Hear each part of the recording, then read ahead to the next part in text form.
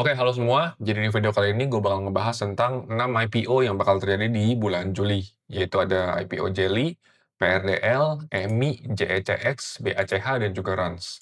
Nah, sebenarnya gue agak kurang tertarik juga dengan IPO kali ini karena ya beberapa itu untuk bayar hutang dan bukan untuk ekspansi. Dan juga setelah gue lihat-lihat di sini ada beberapa IPO yang gue sendiri pun nggak akan tertarik untuk masuk meskipun uangnya cukup. Nah, mungkin video kali ini juga bakal pas juga buat teman-teman yang pengen masuk IPO, tapi dananya terbatas dan nggak bisa tembak 6-6-nya. Nah, kira-kira bakal tembak yang mana aja, makanya nonton terus video ini sampai habis. Nah, oke, untuk, pertama-tama yang paling penting yang harus kita bahas itu adalah dari segi underwriter. Nah, dari underwriter ini kan dari 6 IPO, dia ada AZ, AO, LG, sama OD. Cuman 4 underwriter ini doang yang untuk si IPO bulan Juli. Dan di sini gue udah catat semuanya masing-masing performanya seperti apa, supaya kita bisa baca datanya. Dan dari sini harusnya akan ketahuan mana yang kita cocok untuk, tembak IPO dan mana yang enggak. Nah, pertama-tama kita mulai untuk yang AZ ya. Nah, untuk AZ, di sini kalau dilihat dari tahun 2022, ya, sebenarnya cukup oke dan win rate-nya cukup di 100% lah ya, walaupun ada satu yang cuma 0%. Tapi kalau kita lihat di sini, dari status underwriter-nya itu kan ada 2, ada yang dia lead, ada yang sindikasi.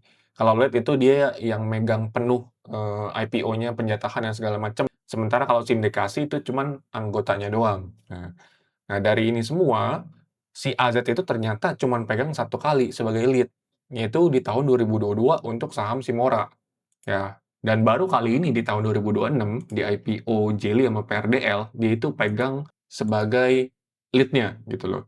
Dan kalau kita lihat juga di sini ada papannya, dia biasanya papan utama sama papan pengembangan.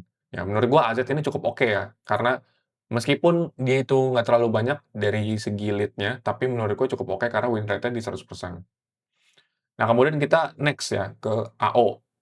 Nah, AO ini, kalau kita lihat ya, arah ARB-nya dia tuh ada sempat merahnya, ada sempat minusnya. Yaitu di tahun 2021 di saham RMKE, terus juga di 2023 di saham Geria nih, minus 1,66%. Dan status UE-nya juga bervariasi, ada yang dia jadi lead, ada yang dia jadi sindikasi. Tapi kalau kita lihat dari papannya, ya ini yang menarik nih. Papannya itu cuman ada di akselerasi sama pengembangan, mayoritas ya, cuman satu doang yang utama. Nah, kalau kayak gini berarti mengindikasikan dia itu mau main main di saham-saham yang ya quote unquote agak agak gorengan gitu. Karena dia lebih memilih untuk papan pengembangan sama papan akselerasi. Di mana kalau di AZ, dia itu rata ya utama sama pengembangan dan nggak ada akselerasi. Terus kemudian kita ke LG, ya ini underwriter kesayangan kita semua ya.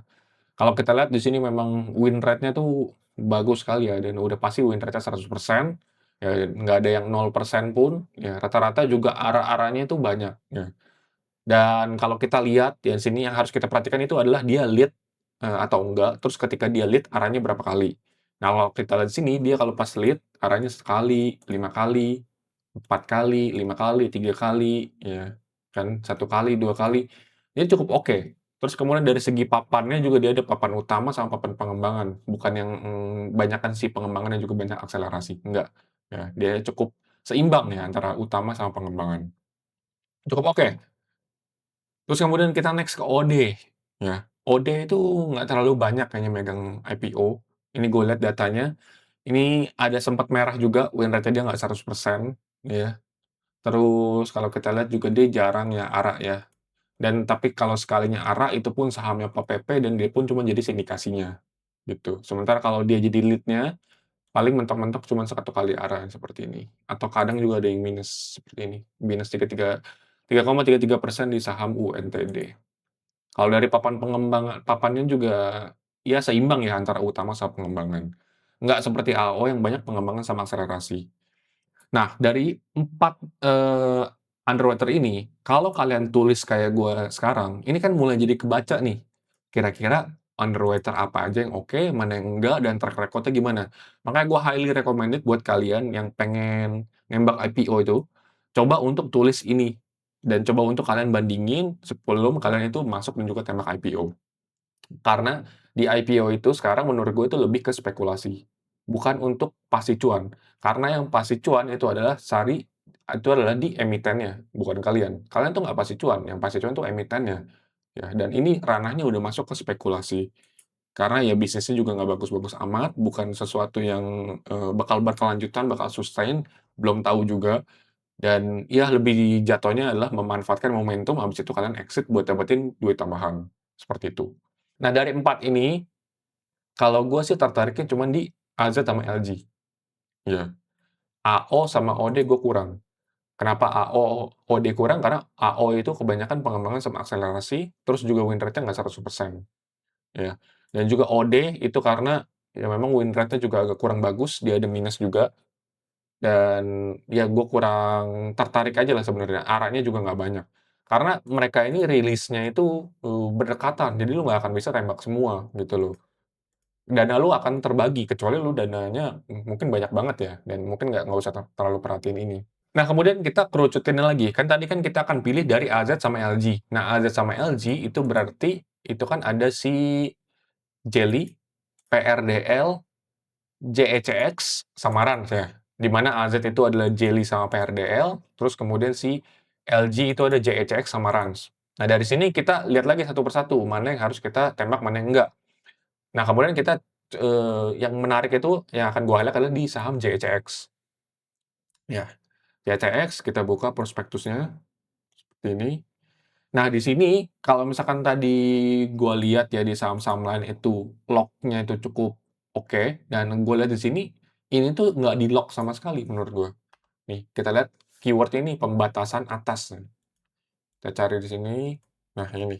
Pembatasan atas saham yang dikeluarkan sebelum penawaran umum perdana saham, ya. Ini biasa ya berdasarkan peraturan harusnya ada 8 bulan lock up, tapi hingga prospektus ini diterbitkan tidak terdapat pihak yang memperoleh saham baru daripada bla bla bla bla, sehingga ya nggak ada yang di-lock up sebenarnya.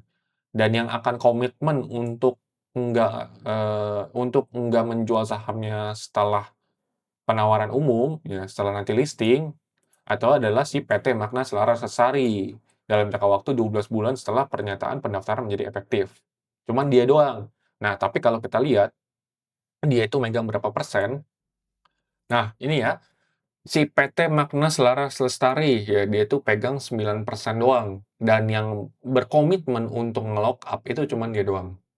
Ya. Nah, sisa-sisanya nggak tahu nih mereka itu mau lock up atau enggak. Harusnya sih enggak, soalnya dia nggak ditulis.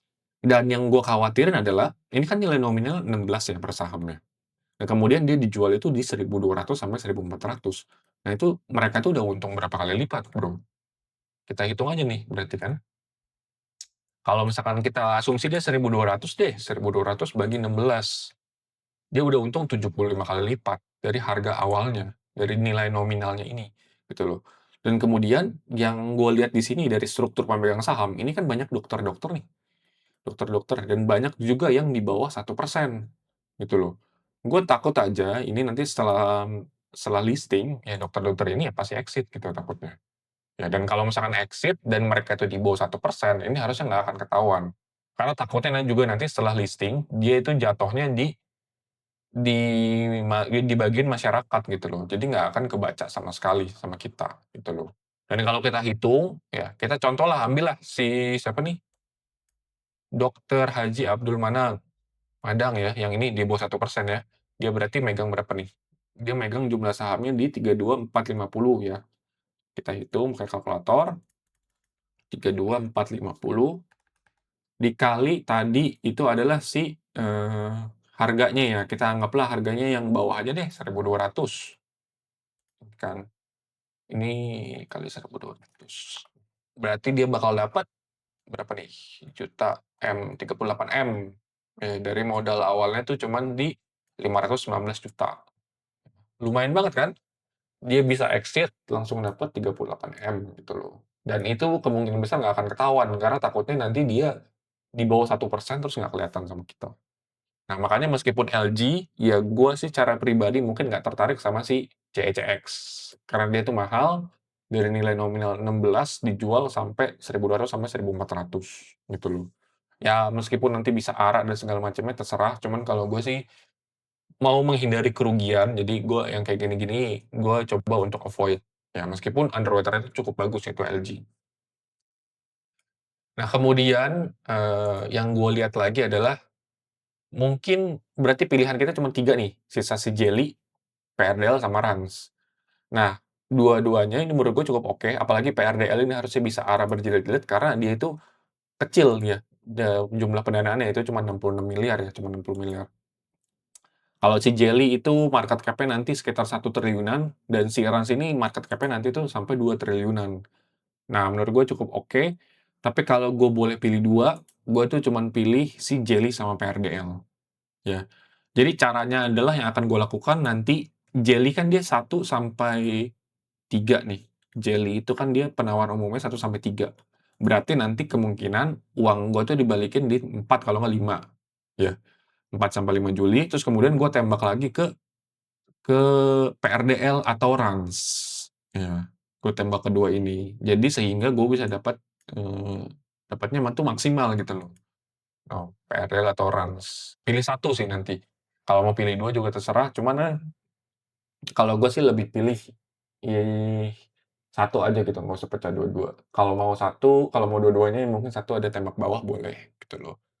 Nah untuk batch JECX, EMI tadi udah dibahas ya, gue itu nggak tertarik buat ikut. Ya mungkin gitu aja ya, gua nggak bahas sampai detail daripada dana penggunaan IPO-nya, karena gue melihat ini semua nggak ada yang dana penggunaan IPO-nya yang sampai red flag banget. Ya memang mayoritas pembayaran hutang, dan pembayaran hutangnya juga pembayaran hutang yang lebih awal, belum yang jatuh tempo, ya. Jadi ya paling gitu doang sih, ya. Dan nggak usah terlalu ribet-ribet karena balik lagi ke supply dan demand. Ya mungkin sekian buat video kali ini, semoga bermanfaat dan thank you.